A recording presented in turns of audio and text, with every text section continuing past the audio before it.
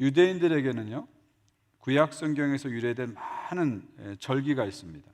그 중에서 유월절, 칠칠절, 우리가 보통 오순절이라고 하죠. 칠칠절, 그 다음에 초막절, 이 세 가지가 유대인들이 지키는 이스라엘의 3대 절기다, 이렇게 말씀드릴 수 있습니다. 이 3대 절기가 되면은 유대인들은 예루살렘으로 올라갑니다. 특별히 유대인 남자들은 의무적으로 예루살렘에 올라가서 이 축제를 즐기고 하나님께 제사를 드리게 되죠. 이 세 개의 명절 중에서 가장 큰 명절은 바로 유월절입니다.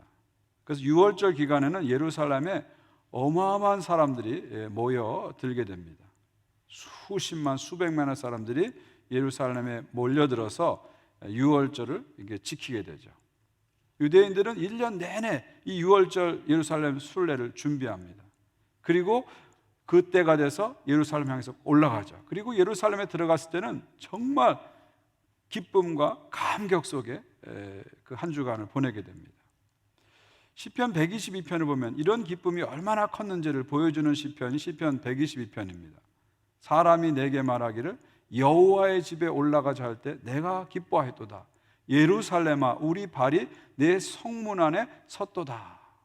유월절이 돼서 예루살렘 올라가자 그러니까 너무 기쁜 거예요. 야, 드디어 또 순례를 가는구나, 주님을 뵈러 가는구나, 너무 기쁜 거예요. 그리고 막상 예루살렘 도착했을 때는 너무 감격스러워서 야, 우리 발이 지금 예루살렘 안에 있다니 하면서 감격해하는 것입니다.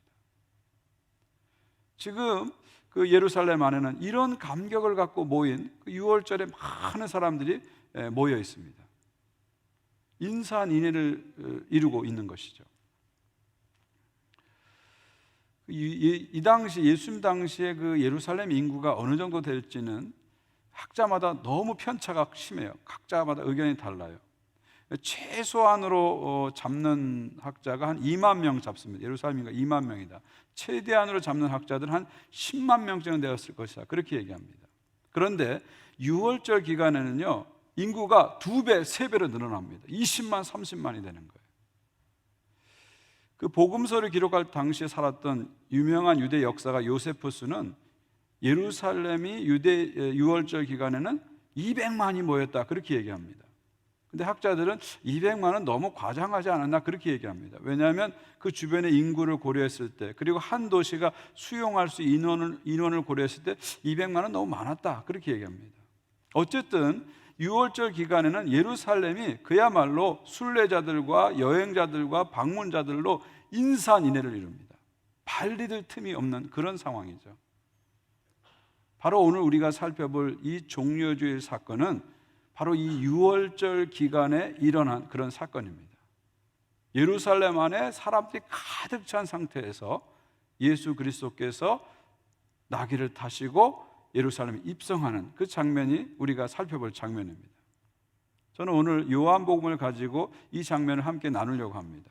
여러분, 복음서를 보게 되면 사복음서가 이 장면을 다 기록하고 있어요. 그만큼 이 예루살렘 입성 사건은 아주 중요한 사건이라는 것입니다. 왜 예수님께서 굳이 나귀 새끼를 타셨을까? 왜 백성들은 종려나무 가지를 흔들었을까? 왜 사람들은 호산나라고 찬양을 했을까? 그 의미가 무엇인지를 함께 공부하고자 합니다. 그러면서 오늘날 우리에게 이것이 어떤 의미가 있는지를 함께 배워보려고 합니다.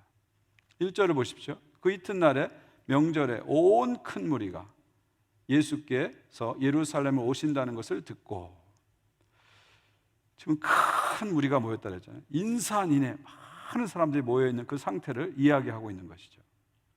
예수님은 6월절 일주일 전에 벌써 예루살렘 근처에 도착했어요. 그래서 베다니에 벌써 도착하셨죠. 그리고 이제 6월절 기간이 됐을 때 예루살렘을 이제 들어오시는 겁니다. 여러분, 6월절은 히브리 달력으로 하면 아비월 14일이 6월절입니다. 이 아비월이라는 것은 아비라는 게 아비브, 이게 봄을 뜻합니다.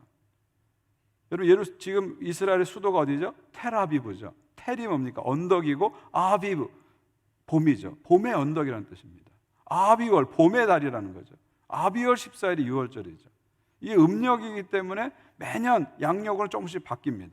그러나 대충 3월하고 4월이 바로 아비월이죠. 지금 우리는 유대 달력으로 하면 아비월에 지금 있는 것이죠. 이 아비월은 또 다른 말로 니산월이라고 합니다. 니산월이라고 하죠. 포로기 이후에는 아비월을 니산월이라고 불렀어요. 니산이라는 건 뭐냐면 자동차가 아니고요. 니산이라는 것은 출발하다 그런 뜻입니다. 그러니까 출발하는 달이다 그런 뜻이에요. 정월이라는 뜻이에요. 정월, 1월이라는 뜻이죠.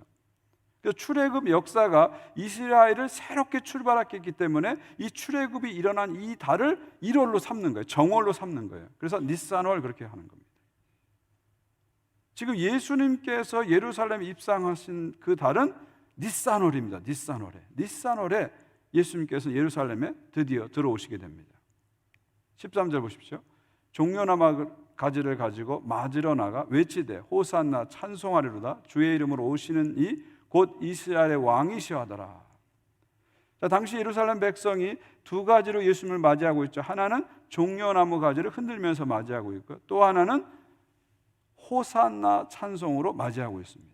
종려나무 가지를 흔들면서, 우리가 아까 예배드리면서 했던 것처럼 종려나무 가지를 흔들면서 호산나 찬송으로 우리 주님을 맞이하고 있습니다. 여러분, 종려나무 가지 여러분도 받으셨는데요, 이 종려나무 가지는 참 멋있어요. 그렇죠? 멋있어요. 사막에서 자랍니다. 이 사막에서, 물 없는 사막에서 자라는데 이렇게 싱싱하고 늘 푸르는 것을 유지하는 것 참 대단한 식물입니다. 아주 강인한 식물입니다. 유대인들에게 이 종려나무 가지는 어떤 의미가 있냐면 승리를 상징합니다. 그리고 기쁨을 상징합니다. 그리고 셀러브레이션, 경축을 상징하죠. 그래서 특별히 유대인들은 어떤 왕이, 어떤 장군이 전쟁에서 이기고 들어올 때 이 종려나무 가지를 흔들면서 그 승리의 입성을 환영하는 그런 의미로 사용합니다. 지금 예수님이 입성하는 이 시점부터 한 130년 전에 예루살렘에서는 또 한 번 이 종려나무 가지를 흔들면서 한 사람을 맞이한 적이 있어요. 그 사람이 바로 누구냐면 유다 마카비입니다. 유다 마카비. 이것을 이해하려면 우리가 신구약 중간사를 조금 이해해야 되는데요, 신구약 중간 시대의 고대 근동은 후반부에 가면 헬라 제국 치하에 들어갑니다. 헬라 제국 치하. 그래서 초반기에는 헬라 제국 중에서 이집트를 기반으로 한 프톨레미 왕조 치하에 들어가요. 그런데 이 프톨레미 왕조는 유대인들에 대해서 항상 상당히 호의적이었습니다. 그래서 유대인의 성경인 구약 성경을 히브리어에서 헬라어로 번역하는 일을 그 왕조가 도와줬습니다. 그래서 탄생한 성경이 70인역이죠. 그런데 후반부에 가면은 이 프톨레미 왕조가 물러가고 누가 이 고대 근동을 잡게 되냐, 지배권을 차지하게 되냐면 셀류쿠스 왕조가 지배권을 차지합니다. 시리아를 기반으로 한 셀류쿠스 왕조가 지배권을 가지게 되죠. 그런데 셀류쿠스 왕조는 유대인들에 대해서 아주 가혹한 핍박을 했습니다. 특별히 그 중에서 안티오쿠스 4세, 자신을 스스로 에피파네스, 신의 현현이다 이렇게 불렀던 그런 무지막지한 왕인데요, 이 안티오쿠스 4세는요 유대인들을 아주 극심하게 핍박을 했어요. 그래서 안식일도 못 지키게 했고요, 심지어 할례를 행하면 부모도 죽이고 자식도 죽이는 그런 끔찍한 일을 했습니다. 또 성전에다가 막 불을 지르기도 했고요, 성경 두루마기를 태워버리기도 했고요, 심지어 성전에다가 제우스 신상을 세워놓고 심지어 돼지고기를 제물로 바치는 이런 끔찍한 짓을 하게 됐죠. 이런 극심한 종교적 핍박에 대해서 항거해서 일어난 혁명이 바로 마카비 혁명입니다. 일종의 독립운동이죠. 그 마카비 혁명의 지도자가 누구냐면 유다 마카비죠. 유다 마카비입니다. 이 마카비 혁명은 BC 167년부터 164년 3년간 진행된 독립전쟁입니다. 사실 전쟁으로 하면요, 이 헬라 왕조의 이 셀류쿠스 왕조하고 이 게릴라들은 이 유다인들하고 싸움이 안 되는 싸움입니다. 게임이 안 되는 싸움이에요. 절대 이길 수 없는 싸움입니다. 그런데 이 유다 마카비가 워낙 지략이 뛰어나고 특별히 게릴라 전술에 워낙 능숙해가지고 3년 만에 시리아 사람들을 다 물리쳐 버립니다. 그리고 BC 164년에 드디어 유다 마카비가 예루살렘을 회복합니다. 그때 유다 마카비가 예루살렘에 들어올 때 예루살렘 백성들이 종려 나무가지를 흔들면서 승리한 왕 유다 마카비, 예루살렘을 회복한 지도자 유다 마카비를 향해서 종려나무 가지를 흔들었던 것이죠. 바로 이것이 바로 나중에 명절이 되는데 그게 바로 수전절입니다. 성경에 나오는 수전절이고요. 그게 한우카입니다. 한우카. 여러분 이 지역에 살면 한우카가 되면은 유대인들이 엄청나게 축제를 하잖아요. 그게 바로 여기서 온 겁니다. 유다 마카비 혁명에서 온 게 한우카 명절이죠. 지금 예루살렘의 백성들은 종려나무 가지를 흔들면서 이 유다 마카비에게 가졌던 그런 기대를 갖고 지금 예수님을 맞이하는 거예요. 예수님을 향해서 종려 가지를 흔들면서 예수님이 유다 마카비처럼 이민족의 지배로부터 자신들을 해방시켜주고 로마로부터 예루살렘을 회복시켜줄 그런 기대를 가지고 지금 종려나무 가지를 흔들고 있는 것입니다. 그러나 이들의 기대하고 예수님의 기대가 다른 거죠. 이들은 예수님을 어떤 군사적인 메시아로, 정치적인 메시아로 이해하고 종려나무 가지를 흔든 겁니다. 그러나 예수님은 이 땅에 오실 때 군사적인 메시아로, 정치적인 메시아로 오신 분이 아니거든요. 예수님은 이스라엘의 회복만을 위해서 이 땅에 오신 분이 아닙니다. 예수님은 온 세상의 회복을 위해서 이 땅에 오신 분이죠. 예수님은 로마 제국 같은 어떤 강력한 나라를 만들기 위해서 이 땅에 오신 분이 아닙니다. 하나님의 말씀과 사랑과 정의가 실현되는 하나님 나라를 이루기 위해서 이 땅에 오신 분이죠. 지금 종려나무 가지를 흔드는 예루살렘 백성과 예수님과 기대가 다른 거예요. 생각이 다른 겁니다. 생각이 다른 거예요.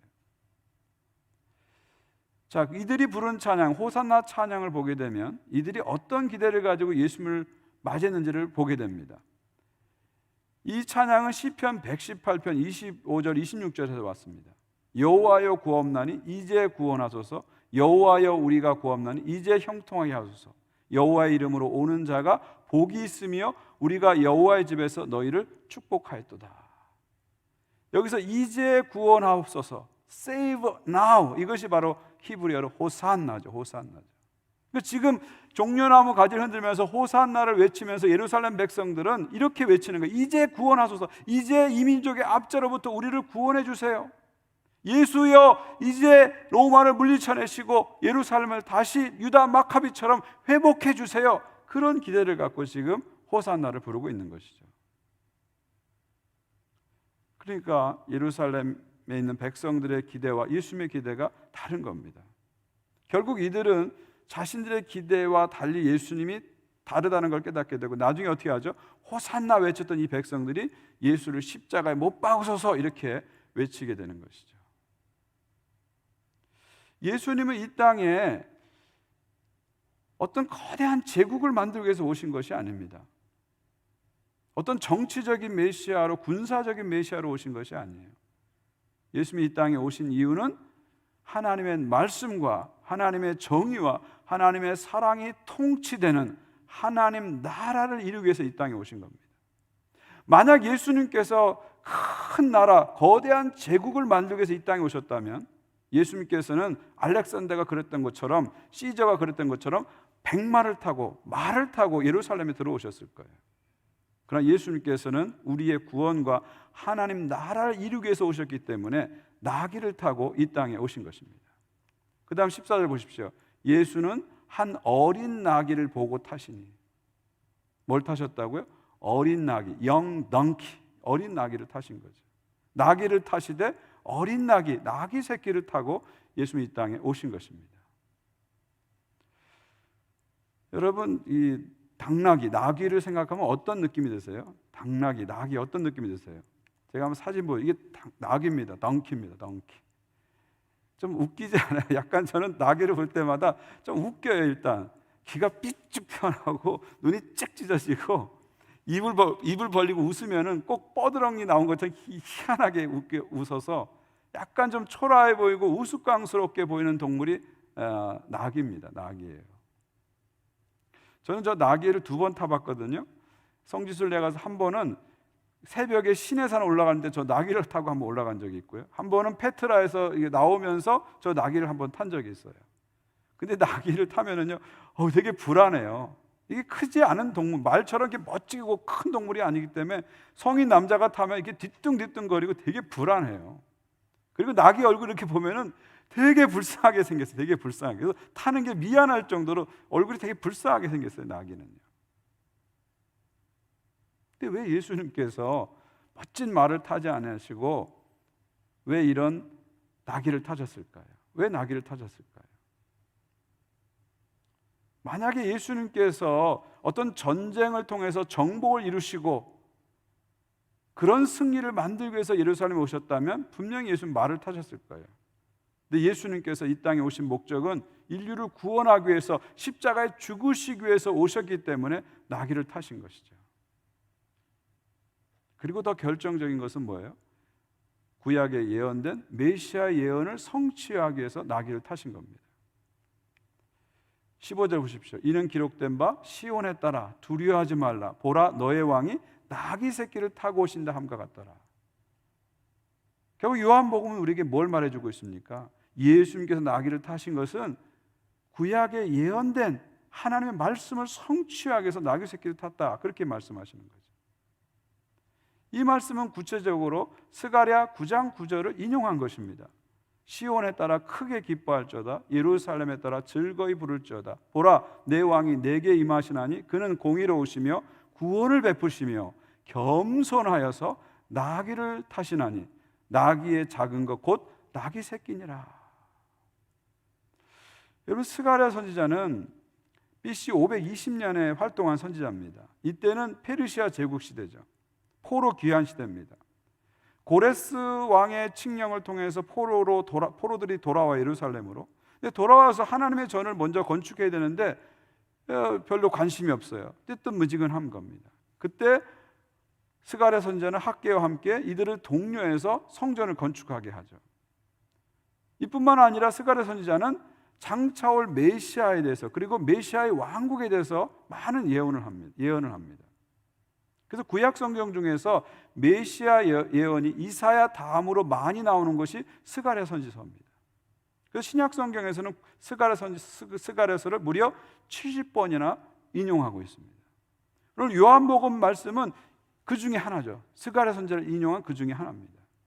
결국 스가랴 선지자는 이 말씀을 통해서 우리에게 무엇을 말합니까? 마지막 날에 메시아가 오시는데, 반드시 메시아가 오시는데 그 메시아는 나귀 새끼를 타고 예루살렘에 오신다, 그 말입니다. 그럼 왜 나귀 새끼를 타시는가? 그분은 정복을 위해서 오신 분이 아니라 그분은 구원을 위해서 오셨기 때문에 나귀 새끼를 탄다는 겁니다. 그분은 겸손하시기 때문에, 군림하는 왕이 아니라 섬기시는 왕이시기 때문에, 겸손하시기 때문에 나귀 새끼를 타신다, 그렇게 말씀하고 있는 거죠. 결국 이 말씀을 종합해 보면은요, 예수님께서 나귀를 타셨다는 건 무슨 얘기예요? 예수님이 메시아다 하는 것이죠. 나귀는 예수님의 정체성을 보여주는 거예요. 예수님이 메시아다. 우리를 구원하기 위해서, 온 세상을 구원하기 위해서 이 땅에 오신 메시아다 하는 것을 우리에게 이야기해 주는 것입니다. 스가랴가 BC 520년에 예언한 이 말씀이 500년이 지나서 예수 그리스도에게 정확하게 성취된 것이죠. 예수님은 메시아 예언을 성취하신 메시아시다 하는 것을 오늘 말씀 우리에게 보여줍니다. 여러분, 구약 성경을 창세기부터 말라기를 쭉 읽어보면 많은 메시아 예언이 나와요. 메시아에 대한 아주 직접적인 예언들이 많이 나와요. 보통 한 300개 정도가 직접적인 메시아 예언이라고 성경학자는 얘기합니다. 그런데 그 300개가 누구에게 성취된 거예요? 다 예수 그리스도에게 성취가 된 것입니다. 특별히 그 중에서 300개 중에서 시간과 장소가 분명한 예언들이 있어요. 예를 들면 메시아는 다윗의 후손으로 올 것이다. 메시아는 처녀의 몸에서 태어날 것이다.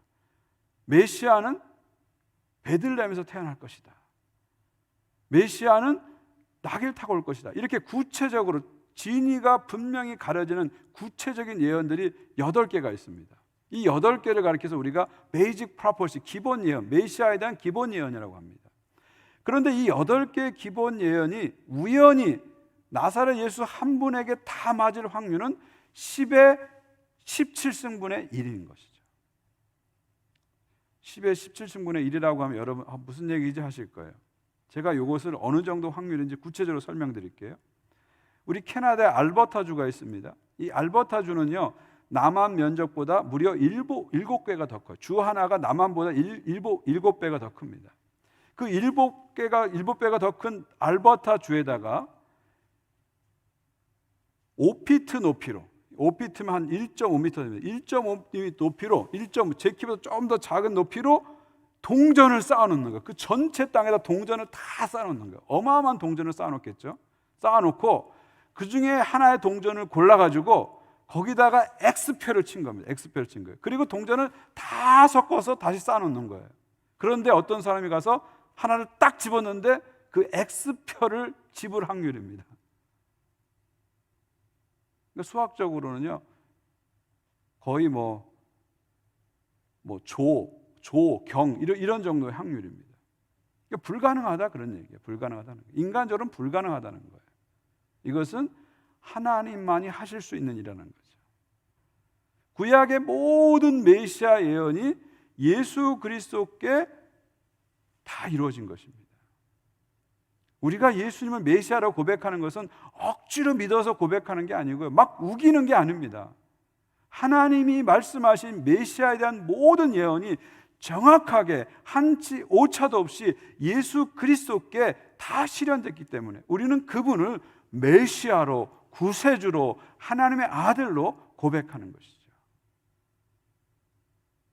이것이 우리의 믿음의 고백입니다. 이것이 우리의 믿음의 고백입니다.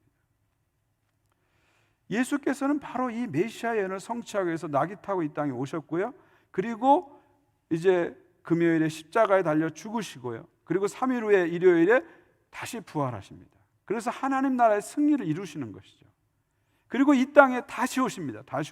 다시 오셔서 하나님 나라를 완성하십니다. 그런데 여러분, 예수님이 처음 오실 때는 낙을 타고 오셨지만 두 번째 오실 때는 낙을 타고 오지 않습니다. 두 번째 오실 때는 흰 말을 타고 오십니다. 요한계시록 19장 11절 보십시오. 또 내가 하늘이 열린 것을 보니 보라, 백마와 그것을 탄 자가 있으니 그 이름은 충신과 진실이라. 그가 공의로 심판하며 싸우더라. 여기서 흰 말을 탄 사람, 백마를 탄 사람, 누구를 말하죠? 예수 그리스도를 말합니다. 그 이름은 충신과 진실이라. 충성되고 진실하다. 우리에겐 이 이름이 낯설게 느껴져요. 그러나 계시록의 1장부터 쫙 읽어온 사람들은 예수님 하고 깨닫게 됩니다. 예수님께서 요한계시록 앞부분에서 자신을 뭐라고 소개합니까? 나는 아멘이요 충성되고 진실한 증인이다, 이렇게 소개하시죠. 그러니까 충성되고 진실하다, 예수님, 딱 깨닫게 되는 거죠. 여기서 백마를 탄 사람은 누굴 말하냐면 다시 이 땅에 재림하신 예수 그리스도를 말하는 것이죠.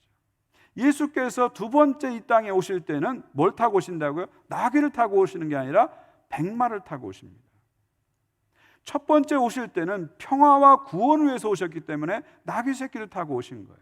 그러나 두 번째 오실 때는 정복과 심판과 완성을 위해서 오시기 때문에 백마를 타고 오시는 것이죠.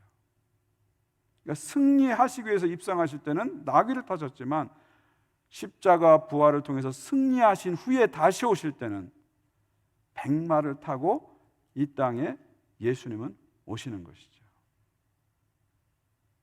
그래서 우리들은요, 낙이 타고 오신 예수님, 이 겸손하신 예수님을 겸손하게 받아들여야 됩니다.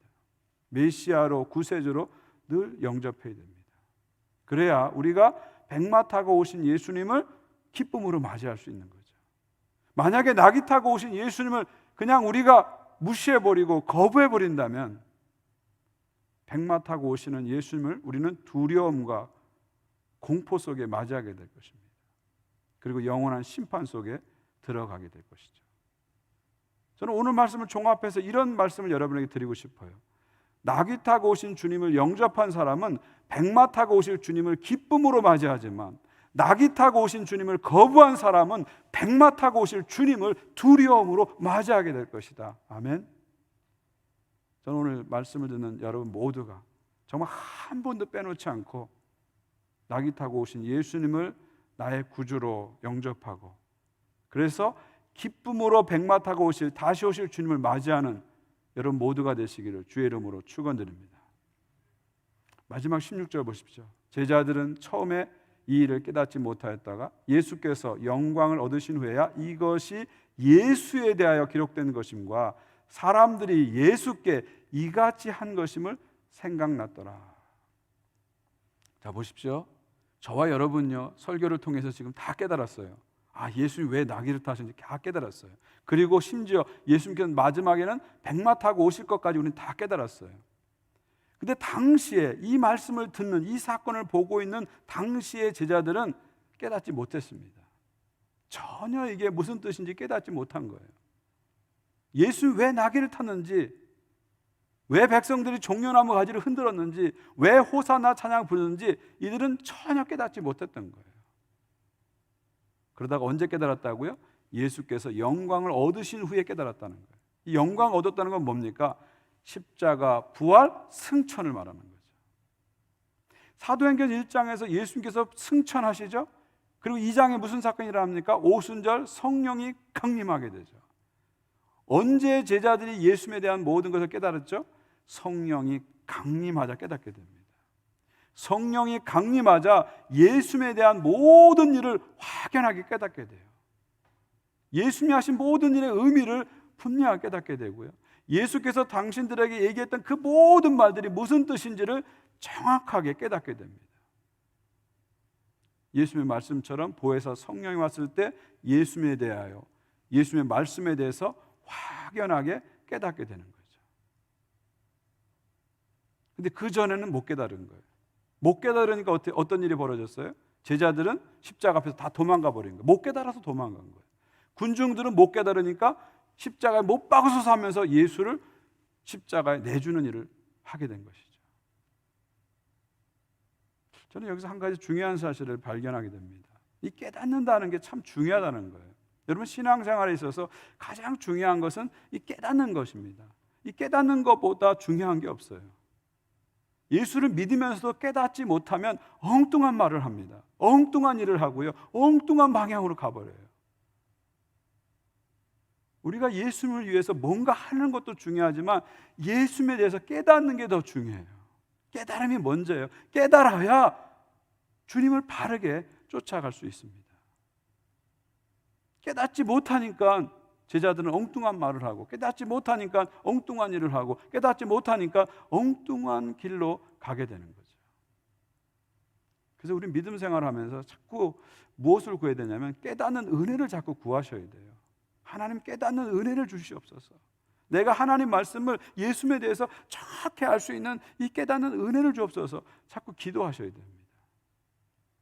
근데 이 깨닫는 것도요, 우리의 지식으로만 되는 게 아니거든요. 우리의 노력으로만 되는 것이 아니거든요.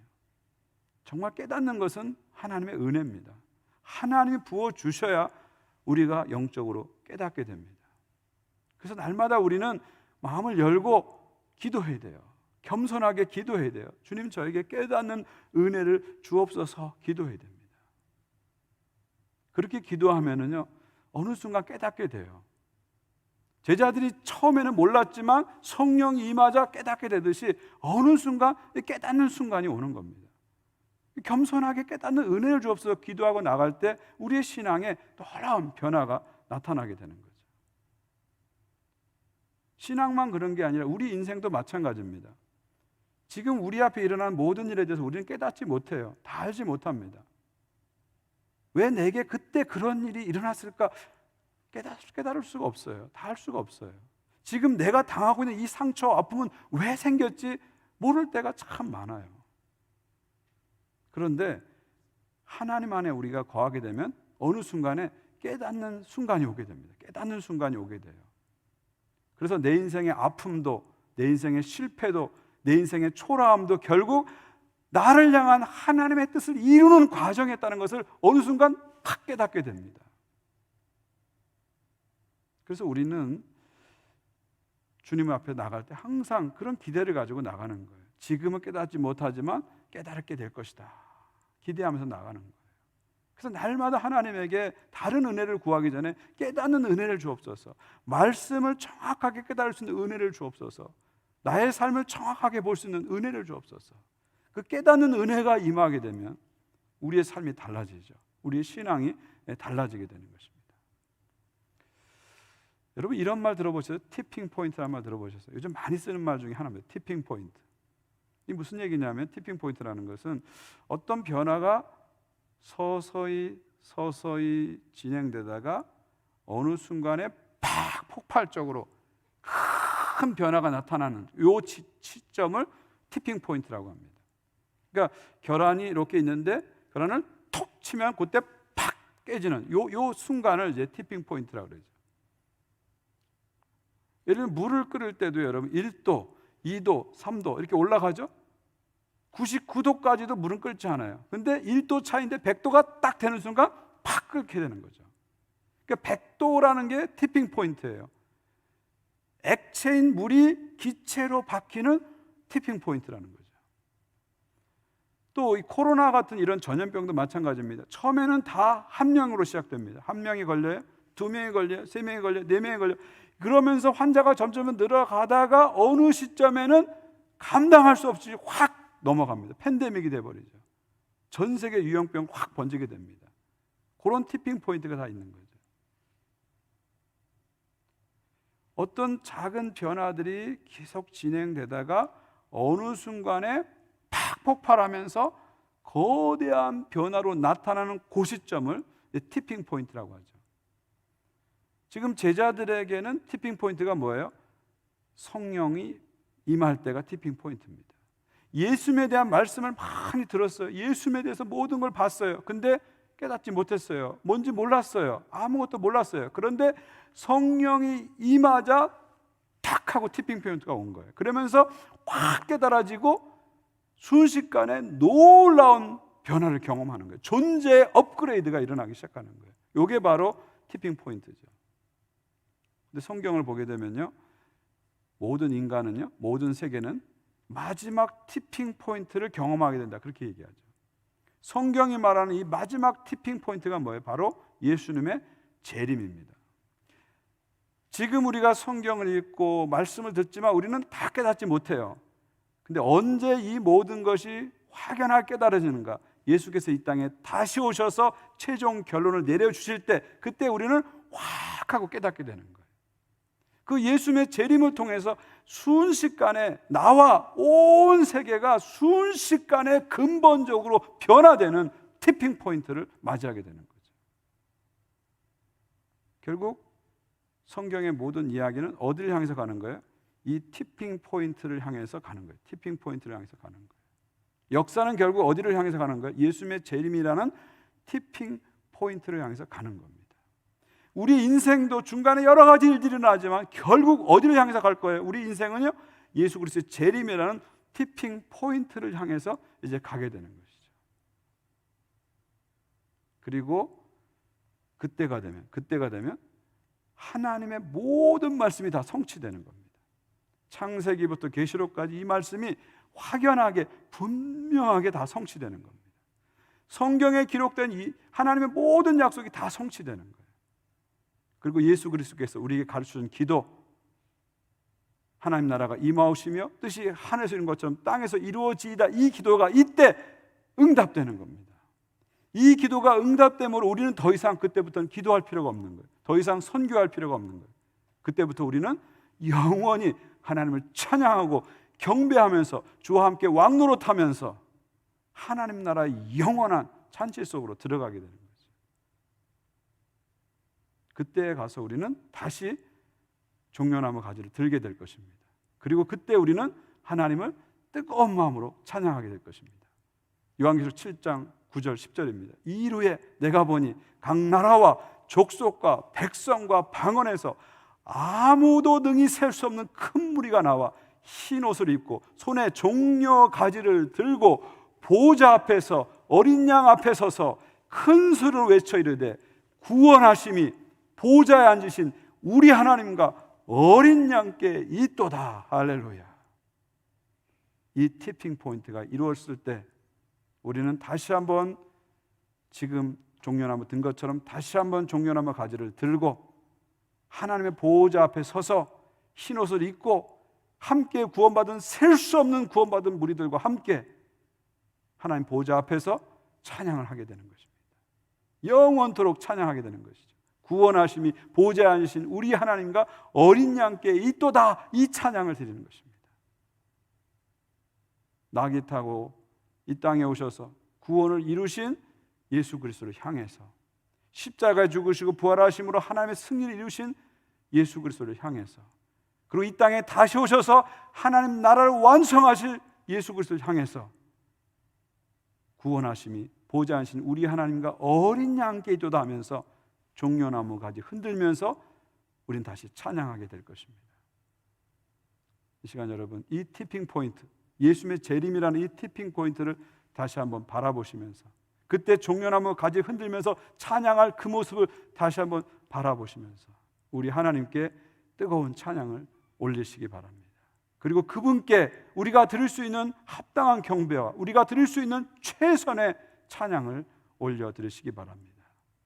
이런 은혜가 저와 여러분 안에 오늘과 또 한 주간 동안 계속 이어지기를 주의 이름으로 축원드립니다.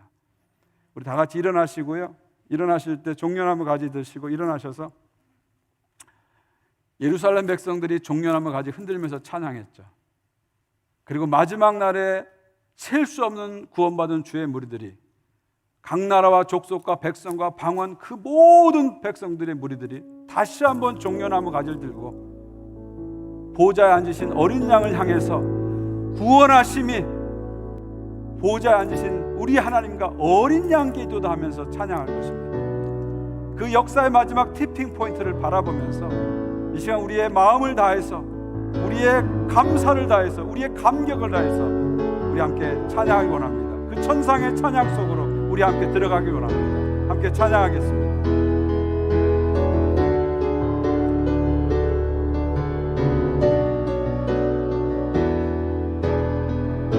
우리 보좌 앞에 모였네.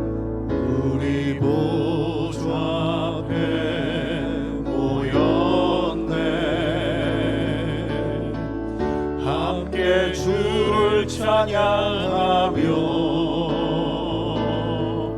하나님의 사랑 그 아들 주셨네. 그의 피로 우린 구원받았네.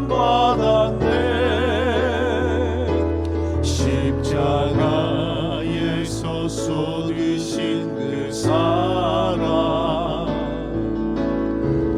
강같이 온 땅에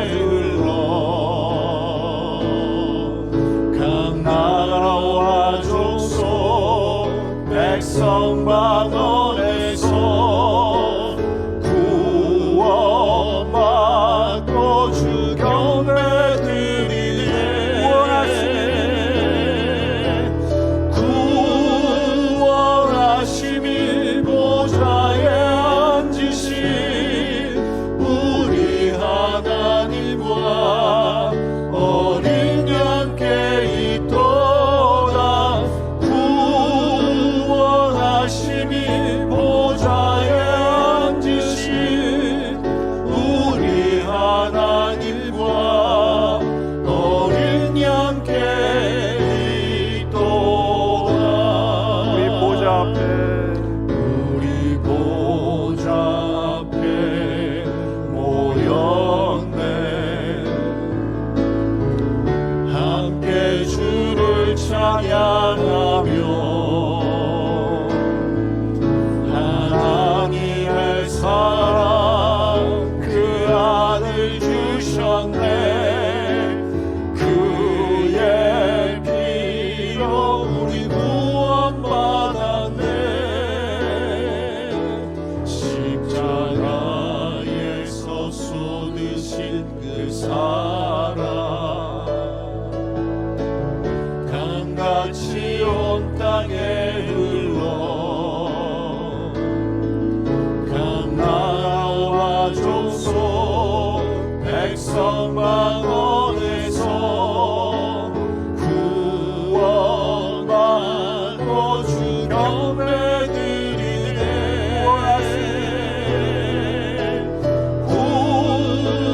구원하심이 보좌에